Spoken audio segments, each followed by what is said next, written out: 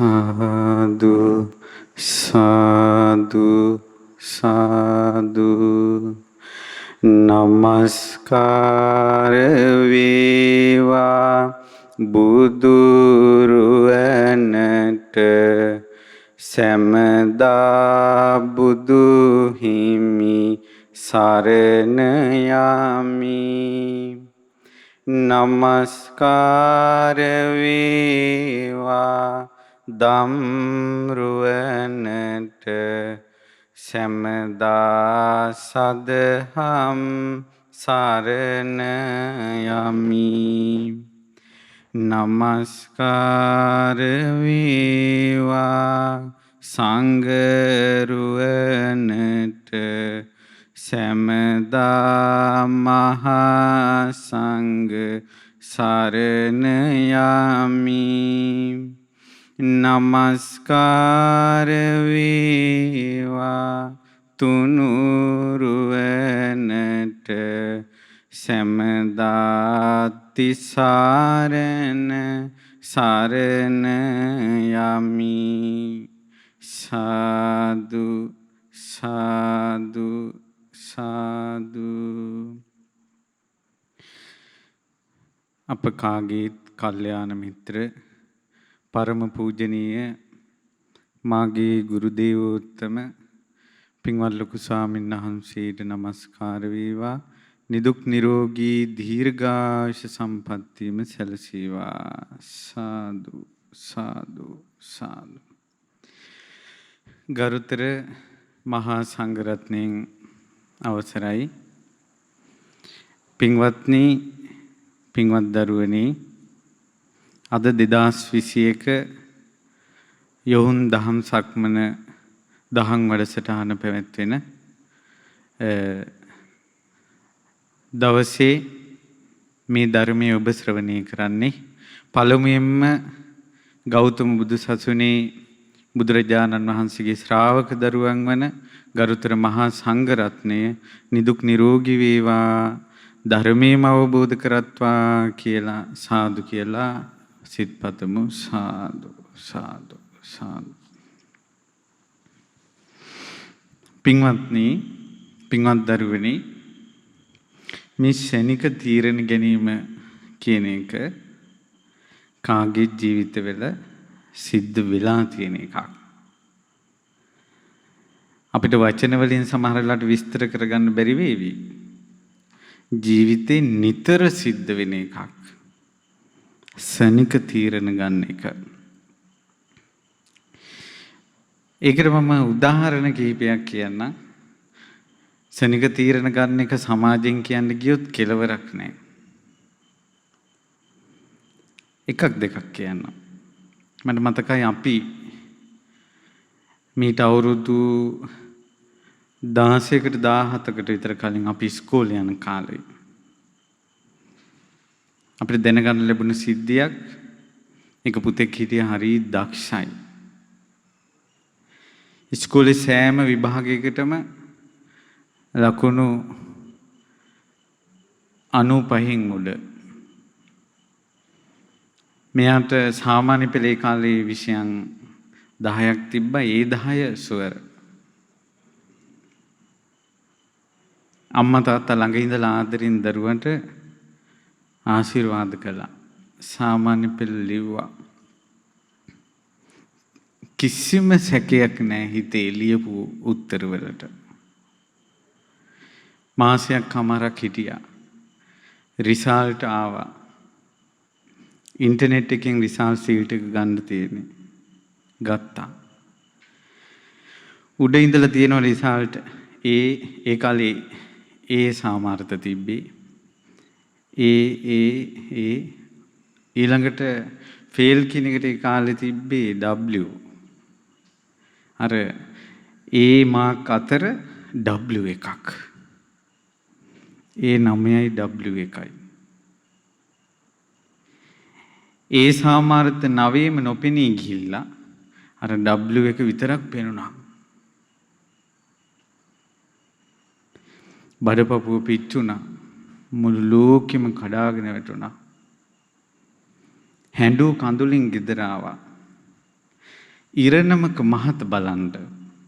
ඒ මොහොතේ ගෙදර කවුරුත් නැහැ. එහි යනවා මෙහි යනවා කවුරුත් නැහැ. මං අපේ අම්මට තාත්තට ඒ 10ක රිසල්ට් එකක් නොපෙන්නවා ඉන්නේ කොහොමද? ජීවත් වෙලා වැඩක් නැහැ.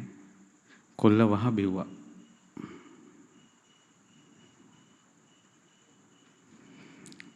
දවස් කිහිපයකින් ඉස්කෝලේට රිසල්ට් ආවා.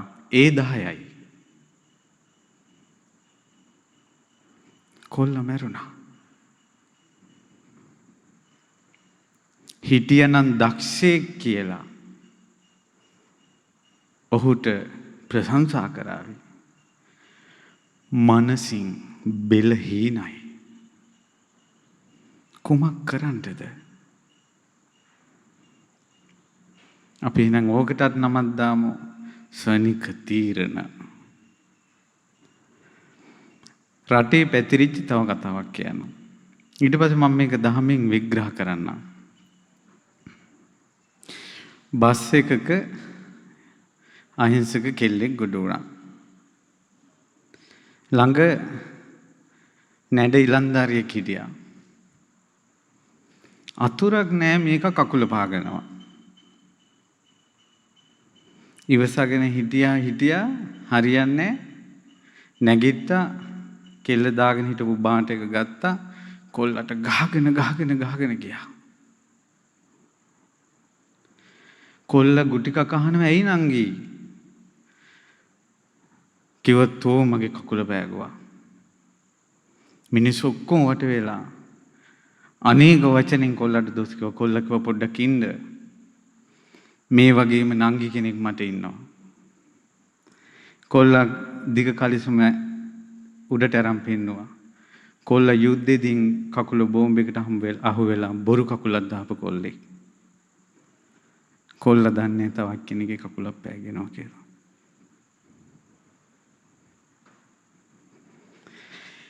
ඒකට කෙල්ල ගත්ත තීරණයට මොකද්ද දෙන නම? අපි එතෙන්වත් කියමු සනික තීරණ කියලා. ආවේගී කියලා. ඉස්සර වෙච්ච සිද්ධියක් තියෙනවා. ඉස්සර වෙච්ච සිද්ධිය මෙහෙම එකක්. ගෙදර ආදරේට මුගටියෙක් හැදුවා. ඒ මුගටියා ගෙදර දරුවෙක් වගේ. චූටි දරු සිඟිත්තෙක් ගෙදර හිටියා. ඒ දරුවා වතුරේ සෙල්ලමට දාලා අම්මා කියනවා අම්මා මොහොතක් එළියට ගියා. ඒ අතරේ දරුවා සෙල්ලම් කර ඉන්නකොට ඒ වතුර තිබහට නායික් ආවා අර දරුවා සෙල්ලම් කරන වතුර භාජනෙන් වතුර බොන්න. මුගටියා දැනගත්තා දැන් අයා දරුවට ගහනවා. මොකද වතුර බොනකොට අතින් ගහන නිසා. ඊට පස්සේ මේ මුගටියා එකපාරම පැනලා අර ණයත් එක්ක සටන් කරලා ණයාව කෑලි වලට කඩලා දැම්මා. ඊට පස්සේ ණයා කෑලි වල කැඩලා ලේ පිරිච්ච කටෙන් දුවගෙන යනවා දැන් අර ගෙහිමියා ළඟට. එතකොට ඈතින් ලේ පිරාගත්ත මුගටිය එනකොට අර අම්මට නැත්නම් අර තාත්තට හිතුණා මගේ දරුවා කෑවා.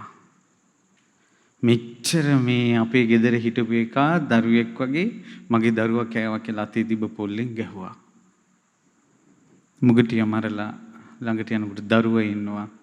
ළඟ මැරිච්ච සර්පෙක් ඉන්නවා. ඔය එකක්.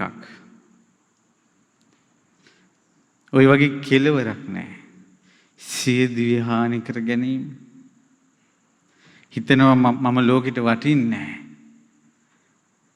මම ලෝකෙට වටින්නේ නැහැ මට කවුරුත් නැහැ කියලා. වදපු අම්මා ඉඳින් ජාතක කරපු තාත්තා ඉඳින් සියදිවි හානි කර ගන්නවා. ආදරය කරපු කොල්ලා වෙනස් වෙච්ච ගමන් පිස්සු හැදෙනවා. ඊට පස්සේ අපේ පින්වත් සුබෝධි ස්වාමීන් වහන්සේ මතක් කළා පුළුවන් නම් කියලා දෙන්න විෂම භාග චිත්‍රපටයේ තියෙන කවි එකක් තියෙනවා නේද සනික තීරණ ගැනීම කියලා. එතකොට අපි කවිය අහලම ඉඳලා මේ මම ඒ කතාවත් කියන්නම්. ඊට පස්සේ අපි ධර්මානුශාසනාව ආරම්භ කරමු. ගාලේ වැනුව මල් කාලා නොවේ කුරුළු පැටියා මාලේ පාමා වෙලා වැටුණු ඇසේ මල් පිපුණා ගාලේ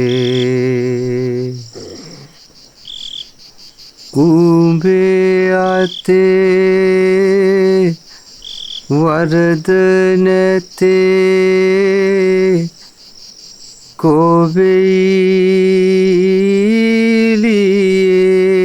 කොවෙයිලියේ නාඩයිදින් දුක්වෝමයි සංසාරේ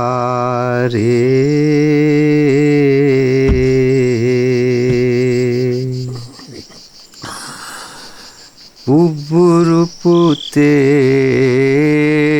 පුබුරුයි අඬන කොට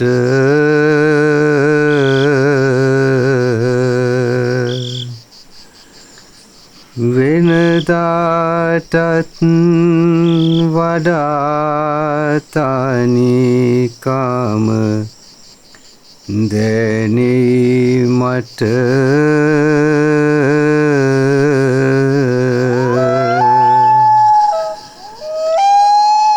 උඹත් අඬන වාපැටියා මල දුකට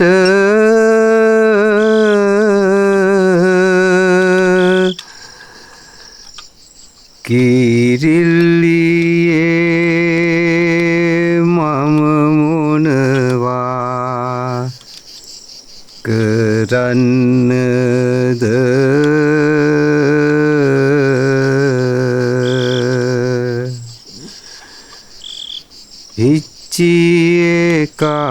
හිච්චියකා මල්ගියදා දංගොල්ලේ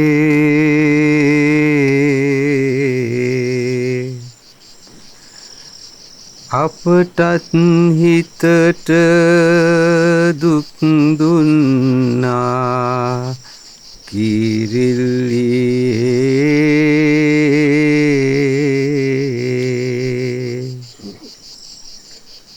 නොහඬා පතල ළඟ පියවා ගමට ගොහින්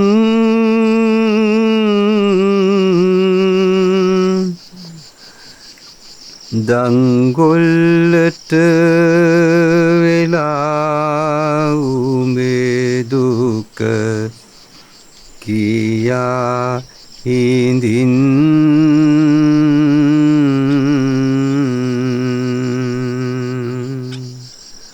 ඒ විසම භාග චිත්‍රපටයේ තියෙන කවියක්.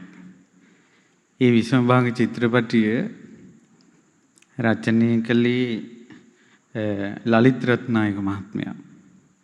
එතුමා අඳුරන හිතවත් වැඩිහිටි කෙනෙක් ඉඳලා තියෙනවා. හැමදාම හිතට දුක ආවට පස්සේ ওই කවි තුන කියනවා. දැන් මමත් හිතුවා කොහොමද මේ විශ්වම භාග චිත්‍රපටයේ ඇයි මේ කවි තුන දැම්මේ? ඒකට මේකේ තියෙන ශෝකී අවස්ථාවලදී එතුමා තවත් කෙනෙක් දුකට කියන කවි දාලා. ඒක ජනප්‍රවාදී තියෙන කතාවක්. කෑම නැති කාලේ කොබේ කිරිල්ලියක් පැටවාට කන්න මී මල් ගෙනාවා.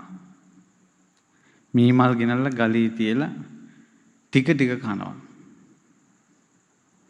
එතකොට කොබි පැටිය ඉන්නවා ටිකක් කනවා. දවසක් එනකොට ඔක්කොම මල් කාලා චූටයි ඉතුරු වෙලා තියෙනවා. ඒතර කොබේ ඉලියේ කිව්වා ඔබ ටිකක් කාපන්. කියන දේ අහන්නේ නැහැ. ආවේ ගියාවා. කොටාගෙන ගියා පැටියට. පැටිය මැරුණා. ඊට පස්සේ කොබෙයියත් බලාගෙන හිටියා. කරන්න දෙයක් නැහැ. ටික වෙලාවකින් වැස්සක් ආවා. වෙලා තිබ්බේ අවුවට මල් වීලිලා ඒ මල් හැකිලිලා. ඒකයි චුට්ටක් වෙලා තියෙන්නේ. වැස්සට මල් ගොඩක් වුණා. ගලේ වැනුව මල් කාලා නොවි කුරුළු පැටියා මලේ. පමා වෙලා වැහැපු වැස්සි මල් පිපුණා ගලේ. උඹේ අතේ වරද නැතේ කොබේ ඉලියේ. කොබෙයියට ඉන්නෙත් හිටියේ පැටියයි කිරිලි. දැන් පැටියත් නැහැ. ගෑණි සනස ගන්නකෝ උඹගේ අතේ වරදක් නැහැ. නාදා ඉඳින් දුක් බොමයි සංසාරේ. සංසාරේ ඔහොම තමයි. හවසට කොබියෝ කෑ ගහන්නේ පුබ්බුරුම් පුතා කෝ කියලා. එහෙම අඬනකොට මටත් වෙනදට වැඩිය තනිකම දැනෙනවා. උඹත් අඬනවා පැටියා මල දුකට. කිරිල්ලියේ මම මොනවා කරන්නද?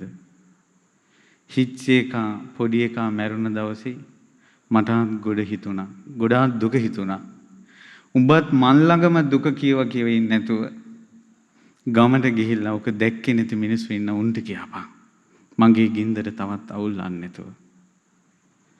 ඔක තමයි මේ කවියේ තේරුම. ඔක්කොම හදිසි තීරණ. විනාඩි 5ක් ඉවසුවා නම් විනාඩි 10ක් ඉවසුවා නම් ජීවිතේ ගොඩාක් ප්‍රශ්න විසඳෙනවා.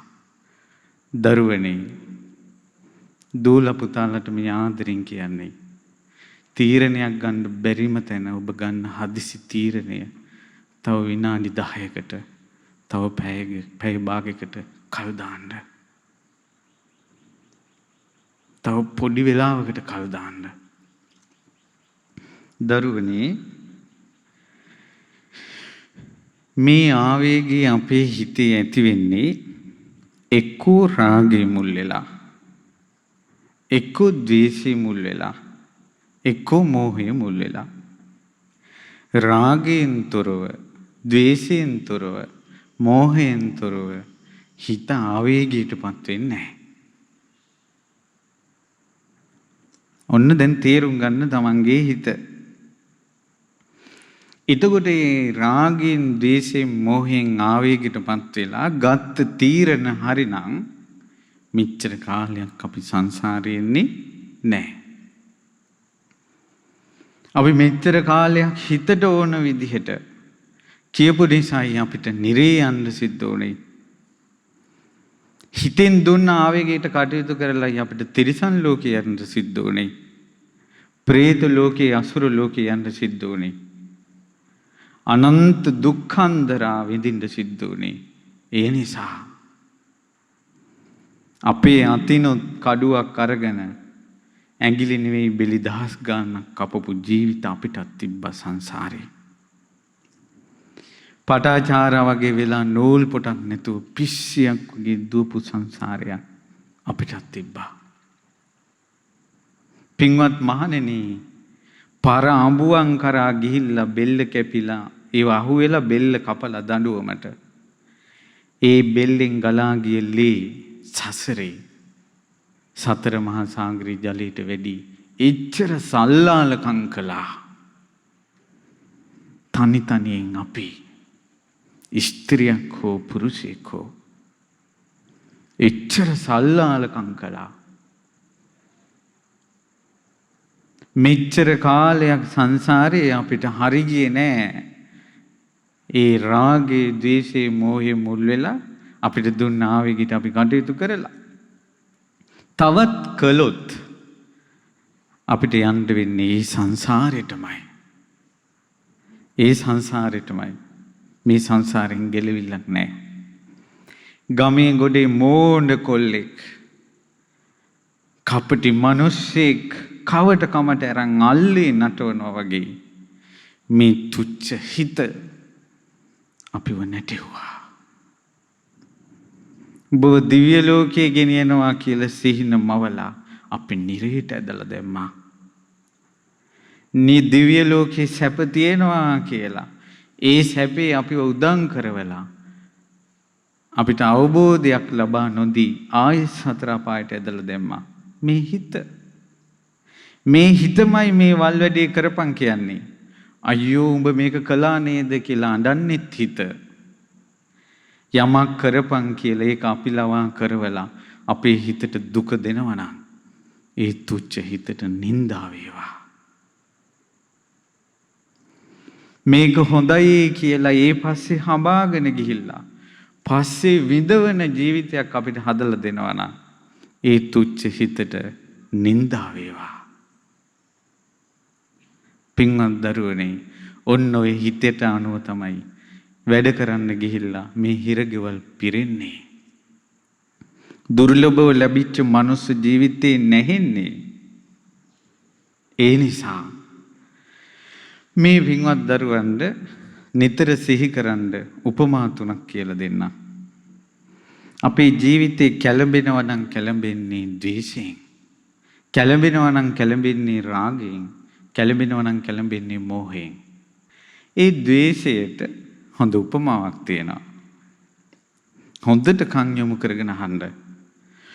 කුලප්පු වෙච්ච අස්පයෙක් ඉන්නවා. ඔන්න කුලප්පු වෙලා.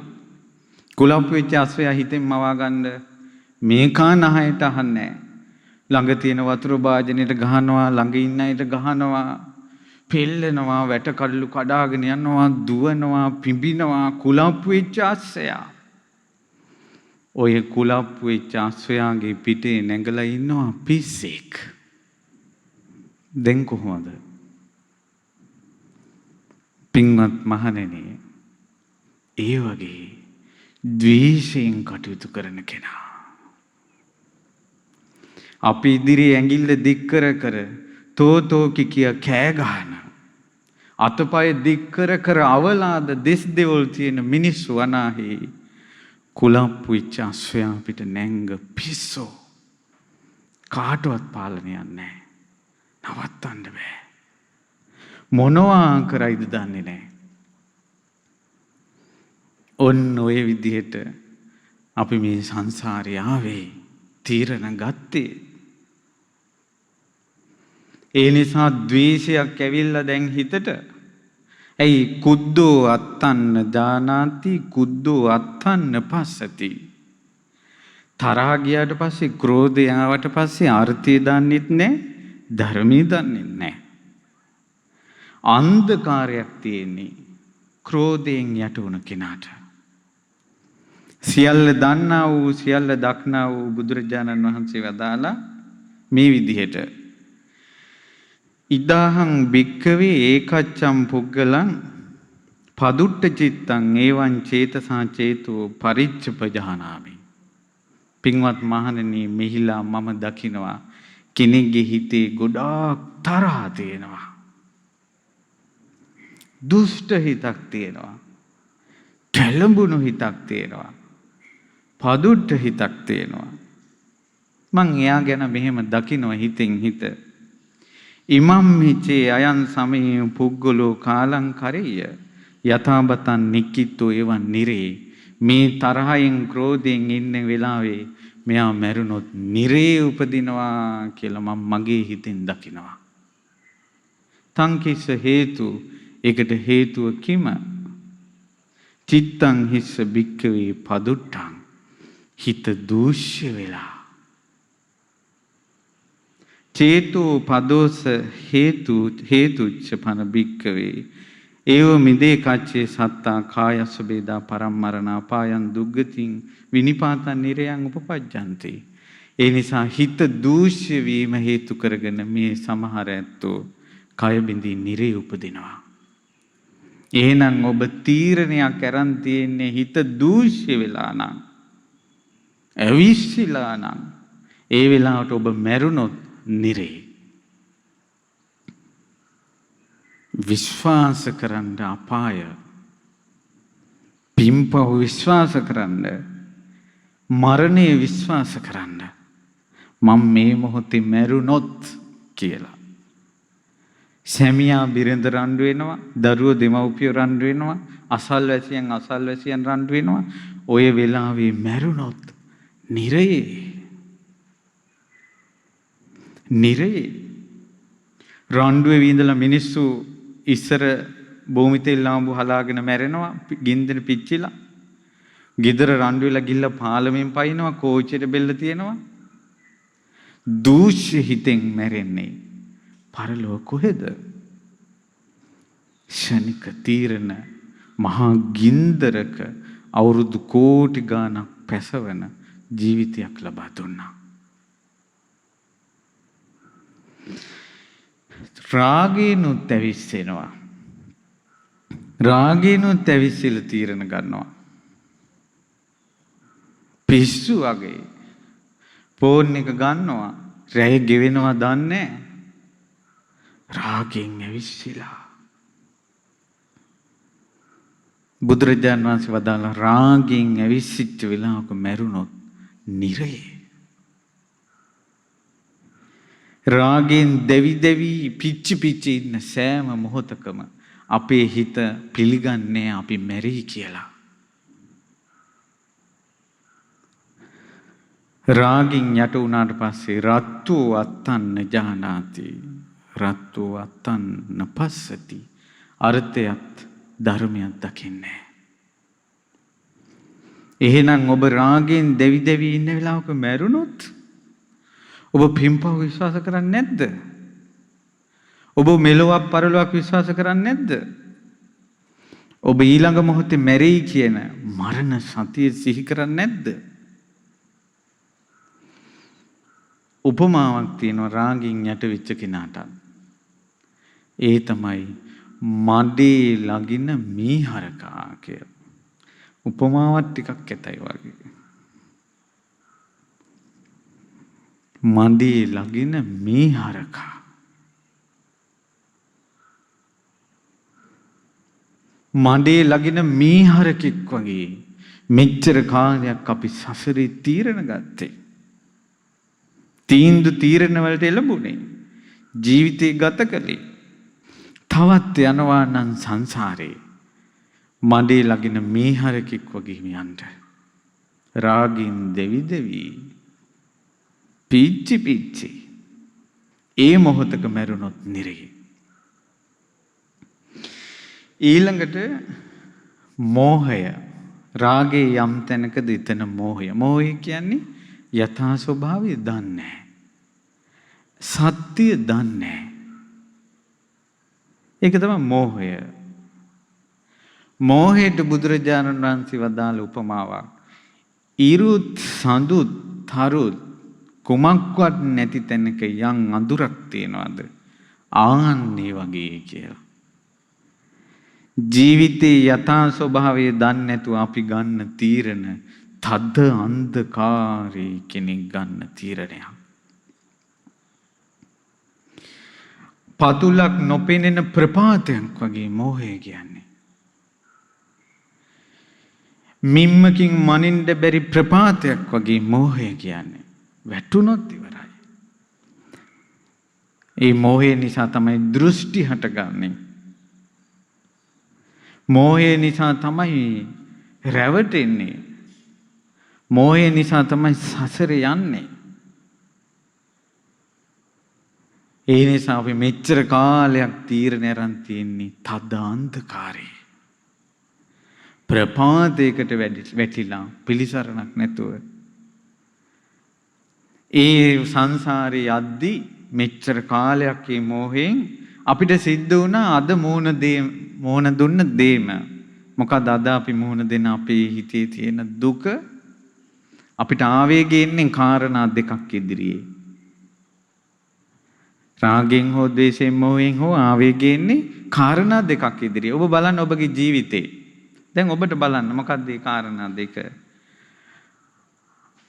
මනාප විප්පයෝගා මනාපදයෙන් වෙන් වෙන්න වෙලා. අමනාප සම්පයෝගා. අමනාප දෙයට එකතු වෙන්න වෙලා.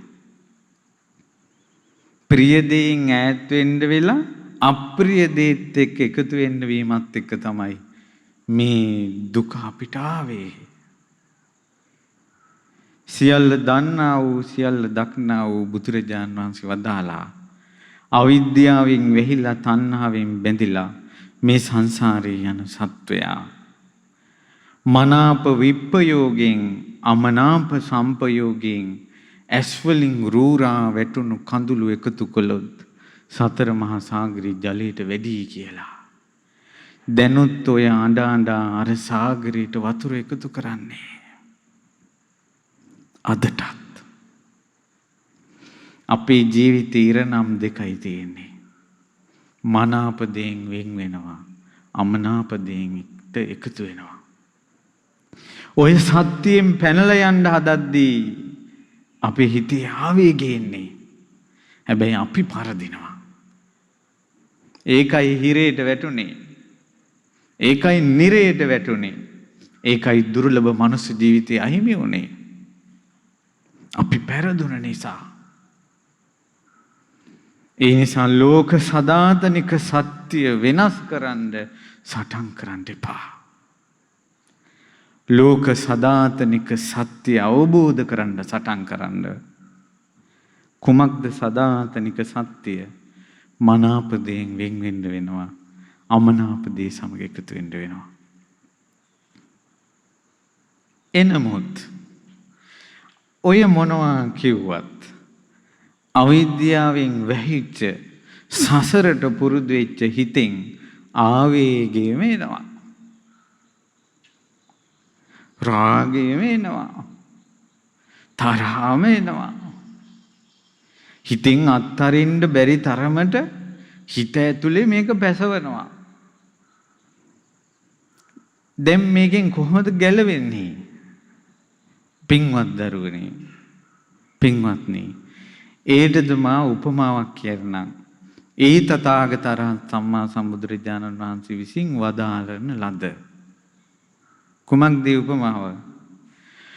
ඔන්න ඉන්නවා බඩගින්නෙන් පිපාසයෙන් අතිශයින් පීඩාවටපත් වෙච්ච මිනිසෙක් ඉන්නවා. බඩගින්නෙන් පිපාසයෙන් අතිශයින් පීඩාවටපත් වෙච්ච මිනිසෙක් ඉන්නවා. ඒ මිනිසයා ඉදිරියේ සුවඳ ප්‍රණීත කෑමක් තියෙනවා. හැබැයි ළඟ ඉඳලා එක්තරා පුරුෂයෙක් කියනවා, පින්වත කන්න එපා. ඕක සුවඳයි තමයි, රසයි තමයි, ප්‍රණීතයි තමයි. ඔබත් ගොඩාක් බඩගින්න ඉන්නේ, පිපාසෙන් ඉන්නේ, ඔබට කන්න හිතෙනවා තමයි. කන්න එපා. මේ කෑමට විස දාලා තියෙන්නේ. දැන් මොකද කරන්නේ? මෙයාට කණ්ඩමයි හිතෙන්නේ. සුවඳ ප්‍රණීත කෑමක් තියෙනවා. එක්කෙනෙක් කියනවා ඕක කන්න එපා, විස දාලා තියෙන්නේ කියලා. අර කියන කෙනාගේ වචනේ විශ්වාස කළොත් විතරයි මෙයා මේක නොකා ඉන්නේ. නැත්තම් කනවා. ආන් ඒ වගේ රාගෙන් දෙවි දෙවි ඉන්න කෙනාට ෆෝන් එකක් හම්බ වෙනවා. ඇතුළෙත් පිපාසෙ කෑමක් තියෙනවා. කෙල්ලන් හොය හොයා සල්ලාල වුණ හිතට මේන්න කෙල්ලු චැට් කරනවා. බඩගින්නක් තියෙනවා, කෑමක් තියෙනවා. ඔය අනුශාසයෙන් තම තමන්ගේ දුර්වලතා තේරුම් ගන්න. තමන්ටත් බඩගින්න තියෙනවා, කෑමක් තියෙනවා. එක්කෙනෙක් එපා කියනවා. කවුද එපා කියන කෙනා? ඒ තථාගතයන් සම්මා සම්බුදුරජාණන් වහන්සේ දේශනා කරනවා, මේ පංච දුෂ්චරිතේ කරන්න එපා. දුෂ්චරිතේ කරන්න එපා කියනවා. එච්චරයි කියන කෙනෙකුට ඉන්නේ. ඒ ශාස්ත්‍රෝන් වහන්සේගේ වචනේ කල්යාණ මිත්‍රෙක් කියනවා. එච්චරයි කියන කෙනෙකුට ඉන්නේ. බටහිර ලෝකෙට මේ ආවේගය හෝ මේ දැවිල්ල හෝ මේ රාග දේශ මොහ ඔවුන්ට ප්‍රශ්නයක් විදිහට ඔවුන් කතා නොකරන්නේ ඇයි? ඔවුන්ට බඩගින්න තියෙනවා, කන්න කෑම තියෙනවා. කනවා. අවසානයේ මාරාන්තික දුකට හෝ මරණයටපත් වෙනවා. නිරයෙන් කෙලවර වෙන්නේ. නිරයෙන් කෙලවර වෙන්නේ. ඉතින් ඔය උපමාව ඔය වචනෙන් දෙකෙන් කිව්වට නුවණැති කෙනා තවත් සිහි කරන්න ඕන. අපි කාටත් තියෙන ප්‍රශ්නයක් ඔය උපමාවේ තියෙන්නේ. ඒ තමයි බඩගින්න පිපාසෙත් තියෙනවා, කෑමක් තියෙනවා. ඉස්සර වගේ නෙවෙයි දැන් වැඩි. ඉස්සර මිනිස්සෙකුට ආවේගයක් ආවොත් ඒ මිනිස්සයා ඒ වෙලාවේ නෑ හොයාගෙන යනකොට තරහ නැති වෙනවා. දැන් එහෙම නෙවෙයි තරහ ආපු ගමන් ෆෝන් එක ගන්නවා, කතා කරනවා, බයිනවා. ඔව්ද නැද්ද? දැන් ළඟ තියෙනවනේ යන්ත්‍රේ. ඉස්සර මිනිස්සෙක් ගැන තරහ ආවේගයක් ආපු ගමන් ලියමනවා, පෙස්සමක් ලියනවා. බාගෙට ලියනකොට ඇති හිතෙනවා. දැන් එහෙම නෑ. ගත්ත Facebook එකට දැම්ම අපවාද, නින්දා. ඉස්සර වයසක හාමුදුරුවමක් මං ගෙදර ඉන්න කාලේ මාත් එක්ක කතා කරද්දී කිව්වා ඈන්කොල්ලෝ නෑ ඊනේ නායක හාමුදුරන්ට තරහ යන්නේ. මං ඇහුවා නායක හාමුදුරන්ට තරහ යන්නේ නැද්ද? නායක හාමුදුර ඒ වෙලාවේ ඔළුව අත ගෑවා. ඊට පස්සේ කිව්වා මේ කොල්ලෝ මට තරහක් ගියාම මං ඔළුව අත ගන්නවා කිව්වා. මං ඇහුවා ඇයි කියලා. එතකොට මට හිතෙනවා කිව්වා මං මහණොන්නාන්සේ නමක්, මං හාමුදුරුව නමක් තරහ ගන්න හොඳ නෑ කියලා. මම්මගේ ඔළුව අත ගාලා මට අවවාද කරගන්නවා කිව්වා. ඇත්තටම ඒ පරිණතකම එන්නේ වයසත් එක්ක. මේ නාඩගම් නටන තරුණ ලෝකෙ නෙවෙයි. ඒ ඇත්තන්ගෙන් උපදෙස් ගන්න ඕන. මෝරපු අයගෙන් උපදෙස් ගන්න ඕන. දවසක් ගෙදරක රණ්ඩුවක් වෙලා අම්මා තාත්තට කිව්වා, එක ගෙදරක තාත්තේ මේ කිව්වා පුතාලා තාත්තා මේකට කලබල වෙන්න එපා. පුතාලා තාත්තා කිව්වා හාමිනේ මම කන්නේ බත් මිසක් තනකොළ නෙවෙයි කිව්වා. ඒ කියන්නේ කලබල වෙලා පහත් මිනිහෙක් විදියට හැසිරෙන්න මම තනකොළ කන හරකෙක් නෙවෙයි කිව්වා. මම බත් කන මිනිසෙක් කිව්වා. ඔබ බලන්න ඔබගේ ජීවිත, ඔබගේ ගෙදර බත් කන මිනිස්සුද එහෙම නැත්නම් වෙන කවුද ඉන්නේ කියලා. මිනිසෙක් විදිහට ඉපදිලා මොහොතක් ඉවසා ගන්නවත් බැරි වුණොත් අනේ මේ ජීවිතේ. ඒ නිසා දැන් දරුවනේ කෙලෙසුත් ඕන තරම් අපේ තියෙනවා. කෙලෙස් වලට ඕන දේවලුත් ඕන තරම් තියෙනවා. බනින්නත් අපිට ඕන තරම් හිතෙනවා. බනින ක්‍රමත් තියෙනවා.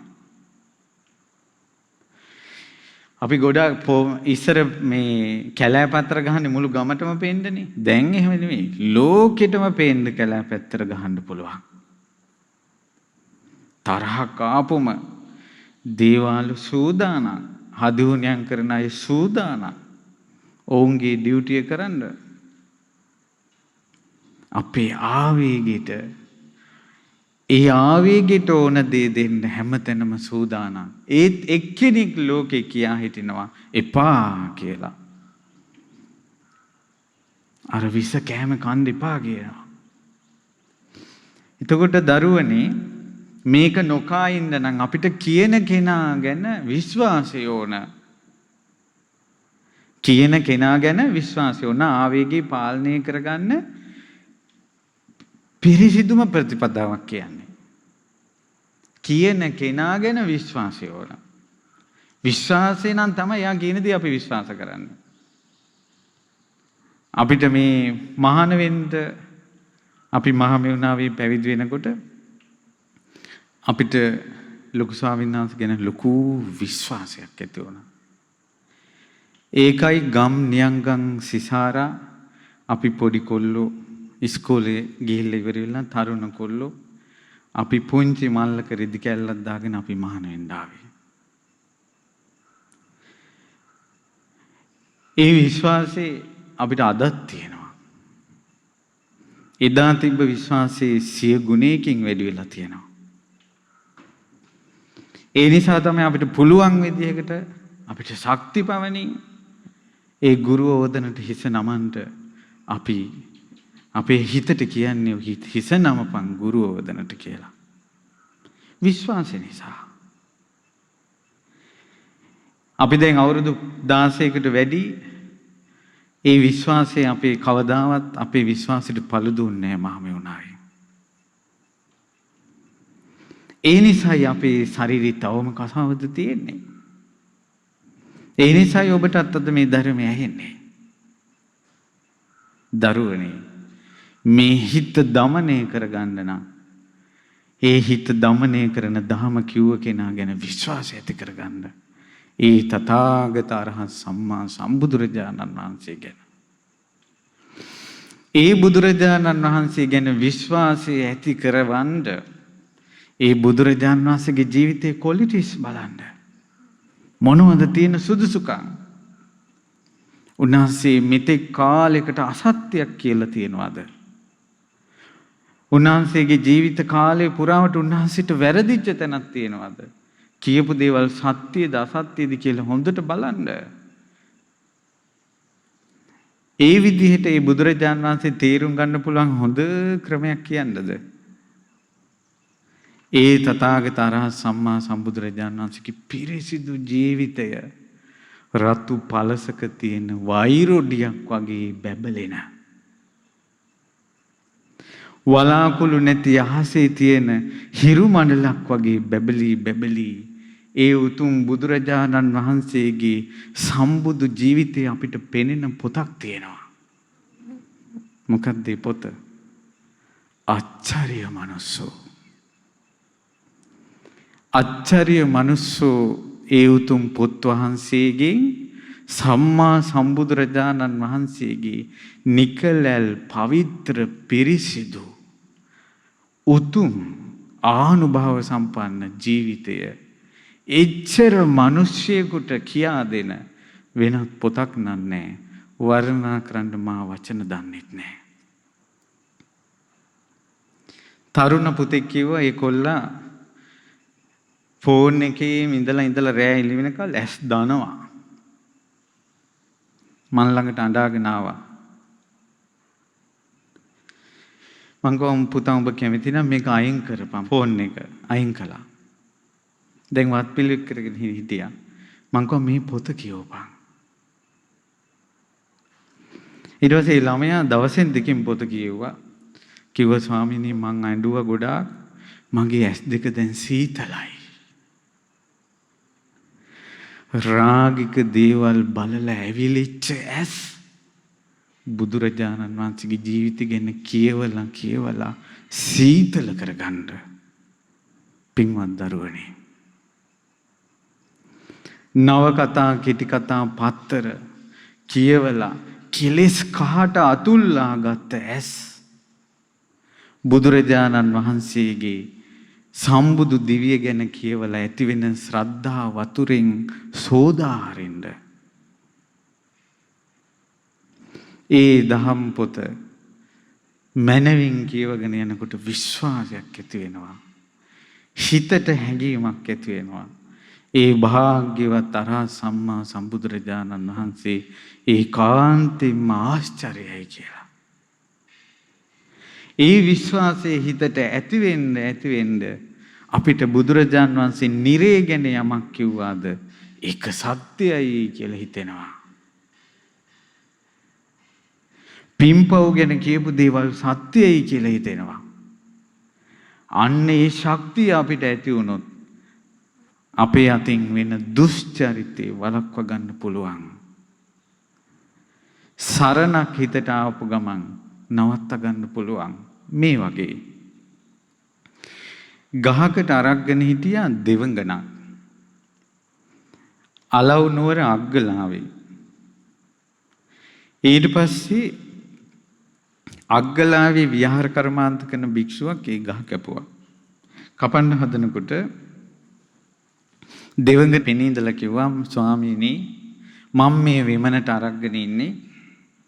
ඒ නිසා මේක කපන්න එපා. ඔහෙලා යන තැනකට යනවා කියලා ගහ කැපුවා. ඒ විමාන දේවතාවුන්ට ඒ ගහ ඒ ජීවිතෙත් එක්ක බද්ධයි. ඒක විස්තර කරන්න මට තේරෙන්නේ නැහැ. ඒ ගහ කපනකොට දේවතාවාගේ පුත්‍රයෙකුගේ අතක් පෑරුණා. දේවතාවිට කෝපය ආවා මේ භික්ෂුව දැන් මන් නසනවා කියලා. එතකොටම හිතුණා ඒ භාග්‍යවතුන් වහන්සේගේ දරුවෙක් මේ මම බුදුරජාණන් වහන්සේට පැමිණිලි කරනවා කියලා. අන්න ආවේගීට ආවට සරණක් තිබ්බා. ශාස්ත්‍රුන් වහන්සේට පැමිණිලි කළා. දේවතාවි සාදු සාදු දේවතාවි මේ ආවේගී පාලනය කරපේක. ඔබ යම් විදිහකට ওই භික්ෂුව මැරුවා නම් ඔබ නිරේ උපදිනවා. අන්න අසවල් තැන විමානයක් තියෙනවා. ඒ විමානෙට අරක් ගන්න. සංඝයාට සිල්පදයක් පැනුවා. ගස් කොළන් සිඳලීම පචිතයවතක් කියලා. භික්ෂුව කරපු වැඩේ වැරදි. ඇත්තටම කොච්චර අසාධාරණයිද? ඒත් තමන්ට කරපු දේ කොච්චර අසාධාරණ වුණත් තමන් ද්වේෂයෙන් නම් අරයගෙන් පරිගන්නේ ඒ කර්මයේ තමන්ට. මේ කර්මයේ ඉදිරියේ සාධාරණ අසාධාරණ බව බලපාන්නේ. සාධාරණ අසාධාරණ බව බලපාන්නේ සසරේ යන සත්වයන්ගේ මාපකයට. සංසාරයෙන් නිදහස් වෙන අයගේ මාපකේ තමයි කුසල්ද අකුසල්ද පින්ද පව්ද කියන කාරණාව. ඒ නිසා මේ සත්‍ය පිළිගන්න බුදුරජාණන් වහන්සේගේ ජීවිතයට පහදින්න ඒ ධර්මයට පහදින්න ඔය ඇස්වලින් මේ දරුවන්ගෙන් ගොඩාක් අය පින්නට ලැබිච්ච ඔය ඇස්වලින් පව් කරලා තියෙනවා. ඔය පව් ගෙවෙන්න මැරෙන්න කලින් සිය වතාවක්වත් මේ සම්බුදු සිරිත කියවන්න. සිය වතාවක්වත් මේ සම්බුදු සිරිත කියවන්න අච්චරිය මනුස්සෝ. බුදුරජාණන් වහන්සේ වදාළ ධර්මයට පහදින්න. එතකොට මේ හිත හැදෙනවා. හිත ඍජු වෙනවා. සියල්ල දන්නා වූ සියල්ල දක්නා වූ බුදුරජාණන් වහන්සේ වදාලා ලෝකයේ තියෙන අෂ්ටලෝක ධර්මයක් කියලා. ලාභ අලාභ යස ආයස නිന്ദා ප්‍රශංසා සැප දුක සැලුනේ ඕකට නේද? ආවේගය ගත්තේ ඕකට නේද? ඕවට විරුද්ධව නේද තීන්දුව తీරන අපි හොයන්නේ? පින්වත් මහණෙනි, ලෝකයට අනුව අටලෝ දහම කැලකෙනවා. අටලෝ දහමට අනුව ලෝකෙ කැරඹෙනවා. ඔය සත්‍ය පිළිගන්න. ඔය සත්‍ය පිළිගන්න. ඒ සත්‍ය ඉදිරියේ দমনය වෙන්න. ඔය සත්‍ය ඉදිරියේ අත්හරින්න. ඔය සත්‍ය ඉදිරියේ ඉවසන්න. යදි සච්චා දමාචාගා කන්ත්‍යා බියෝ න විච්ඡති. සත්‍යයත් දමනයත් අත්හැරීමත් ඉවසීමත් තරම් ලෝකේ විසඳුන් නැත. ශ්‍රේෂ්ඨත ධර්ම හතර බුදුරජාණන් වහන්සේ වදාලා මනාප දේවල් සමග වෙන්වීමෙන් අමනාප දේවල් සමග එක්වීමෙන් තමයි මේ ලෝක සත්වයා වැළපි වැළපි යන්නේ.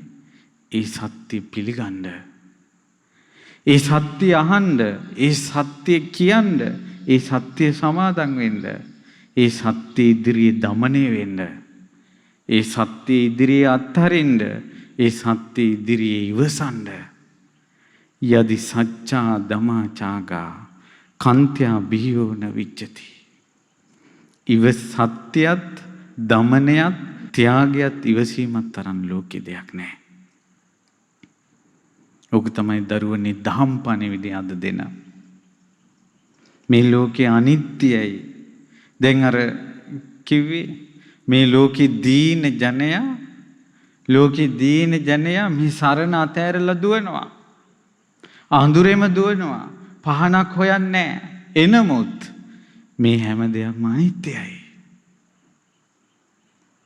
මේ හැම දෙයක්ම අතෑරලා යන්න වෙනවා කවදා හරි. අපි ජීවිතේට මුහුණ දෙන්න ඕන. සරණක් හොයන්න ඕන. ඒ සත්‍ය අහන්න, ඒ සත්‍ය ඉදිරියේ দমনය වෙන්න, ඒ සත්‍ය ඉදිරියේ ගොඩාක් දේවල් අත්හරින්න.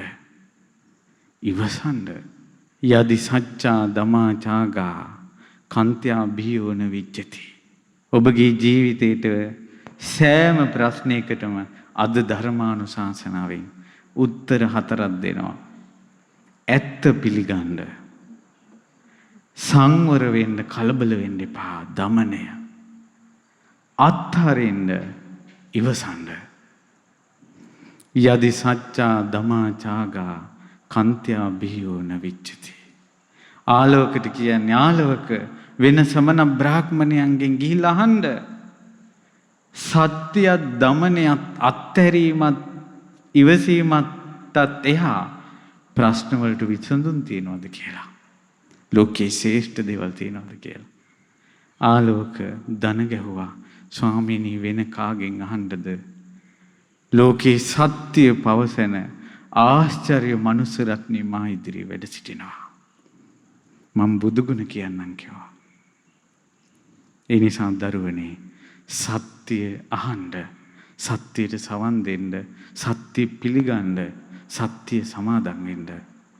සංවර වෙන්න, කලබල වෙන්න එපා. අත්තරින්න, දන් දෙන්න, ඉවසන්න. ඒ සඳහා ඔබට වාග්ය ලැබේවා. සාදු සාදු සාදු. මෙවැනි වටිනා ධර්මදේශනා නැරඹීමට ශ්‍රද්ධා YouTube චැනලය සබ්ස්ක්‍රයිබ් කර සීනුව ලකුණ ඔබන්න.